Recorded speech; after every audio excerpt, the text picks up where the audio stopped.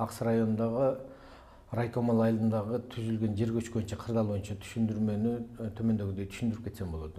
Биринчиден, ал жерде жер көчкү 2009-10 жылдары эле пайда болгондуктан ал жер көчкүнөн кооптуу жерде жашаган, ошонун ылдый жагында кооптуу делген үйлөрдүн баардыгы көчүрүлүп, көчүрүү үчүн корутундулар чыгарылып, жергиликтүү бийлик ээлерине берилип, ошол жерде жашаган калктар мамлекет тарабынан жер тилкесин да, судасын да алып, башка жактарга тамдар салып көчүп кетишкен. Бирок азыркы мезгилде, былтыркы мезгилде ошол жерде жашоолордун улантып жаткандыгына байланыштуу кайрадан эскертүү иштери берилгенден кийин азыр ошол жерде калган 3-4 үй бүлө дагы азыркы мезгилде бизге жеткен маалымат боюнча көчүп чыгып кетти деди.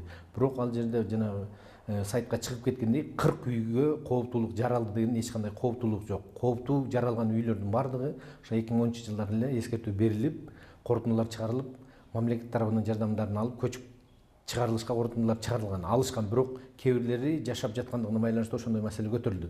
Бирок муну түшүндүрүп кетсек дагы кошумча, былтыркы ошол жер көчкү пайда болгондуктан 2017-жылы биздин буйртманын негизинде Кыргыз-ГИИС акционерлик коомунун филиал Ош шаарында филиалынын боюнча инженердик геологиялык изилдөө иштери жүргүзүлүп, бүт комплекс иштери аткарылгандан кийин ал жерде турак үйлөргө эмес, жер көчкү көчсө, ал жактагы жер көчкү кооптуулугу ошо райкомол кечүү унаа жолуна кооптуулук жаратат дегендигинен ошондой тыянак чыгарылгандан кийин биз ошол жерде кооптуулук жаралып, адам өмүрүнө зыян келбеш үчүн жана унаа жол каттамы үзгүлтүккө учурабаш үчүн ошол жолду тейлеген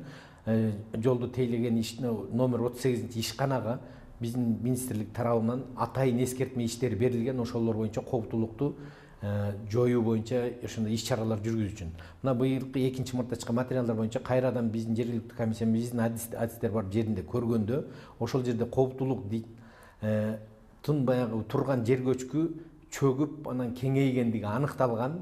Бирок кооптуулук ал жер көчкү көчсө дагы үйлөргө эмес, нары жолго гана кооптуулук жаратып тургандыгы дагы бир жолу эскертилгенден кийин биз мына транспорт жана коммуникация министрлигине жана ошол жолду тейлеген дагы бир 38 ишканага дагы атайын эскертмелерди бердик. Ал биздин баланста болбогондуктан ошол жерди калыбына келтирип, жол каттамын үзгүлтүктө учуратпай камсыздоо үчүн ошол тейлеген мекемеге тиешелүү болгондуктан ошол иштерди ошолор аткаруу керек, болушу керек. Ал эми турак жайлар, үйлөр боюнча дагы бир жолу кайталап кетем, ал жерде жашагандардын баардыгына корутунду чыгарылган, баардыгы жардам алышкан.